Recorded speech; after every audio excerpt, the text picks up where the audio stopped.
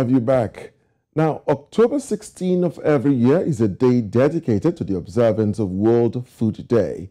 The World Food Programme, WFP, in its message, says the world is at risk of yet another year of record hunger as the global food crisis continues to drive yet more people into worsening levels of food insecurity.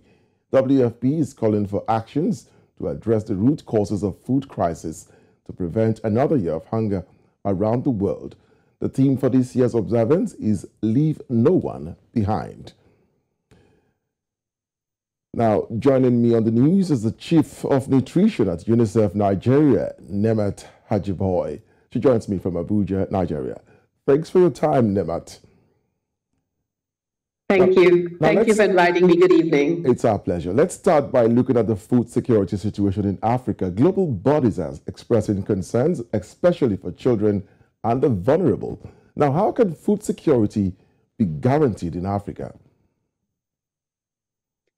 I'm sorry, how can food security be guaranteed in Africa? How can we guarantee food security for Africans? Okay, so thank you very much. As you know, not only is it World Food Day today, but last week on Thursday, the Vice President of Nigeria also launched the African Union's Year of Nutrition. When we talk about food, I like to correct people and say we need to talk about food and nutrition security. So it is important to guarantee for all Africans, and particularly for women and children, not just food security, but we need to guarantee nutrition security. And the difference is food security is just about food and filling bellies. So I can satisfy hunger, but what I need is a diverse diet that helps me to grow and develop well. I also want you to remember that women and children are 15% more likely to suffer from food insecurity and nutrition insecurity than other groups of people. So to your question on how can we guarantee food and nutrition security for our people on the continent of Africa, it is by really boosting local production. We need to ensure that each country moves towards food and nutrition security for all its people. This means incentivizing young people to opt for agriculture as a profession. It means ensuring that all our raw materials that are needed for agricultural production are available.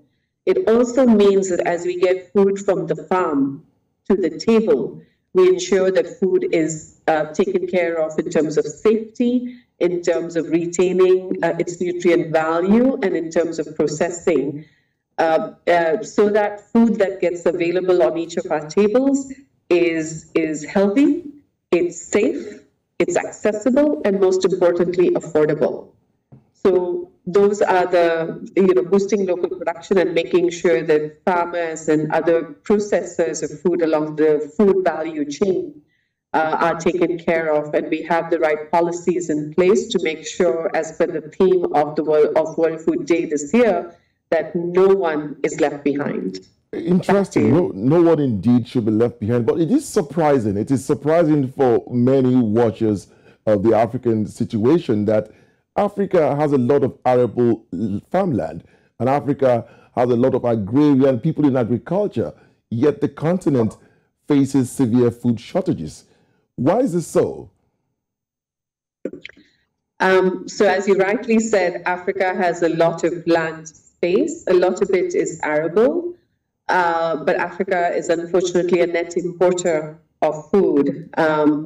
And again, like I said, we really need to drive and use data that is available both in terms of geospatial mapping. What are the areas that can be used for agricultural production? How can they be used? What investments are needed to make sure that we can produce the amount of food that we need to make sure that each country in and of itself becomes food and nutrition secure? So reasons are several. I think we need to make sure, if you look at examples like India, which had the Green Revolution and achieved food security in the 70s and 80s, or Thailand that has done this, they've put into place massive policies and policy reform. And so that is really what we need to drive. Last year in January, during the World Food Systems Summit that was hosted by the United Nations, Nigeria committed to driving an agenda to make sure that agricultural production is boosted, that food is safe, and nutrition security is guaranteed for all citizens. All right. So again, Nemat, you've repeatedly mentioned nutrition, and that drives me to this next question. I need to really talk about it. Now, a recent nutrition report by UNICEF, your body, showed that minimum acceptable diet and exclusive breastfeeding figures were low in Ogun State here in Nigeria. How bad are these figures across the country? Okay, sorry, so I lost you, but I heard you talk about the data from UNICEF on exclusive breastfeeding and minimum dietary diversity. Exactly. So how bad is the situation across the country where you talk about nutrition and exclusive breastfeeding? Okay, thank you. And this is a fantastic question that I can talk for hours about, but I'll try to keep it short. Breast milk is the first food for children. We often forget that it is a food and that we as mammals are required and should breastfeed our children to complete their growth and development. There is good news, and the good news is that in Nigeria, over 95% of women breastfeed their children and continue to breastfeed for a year.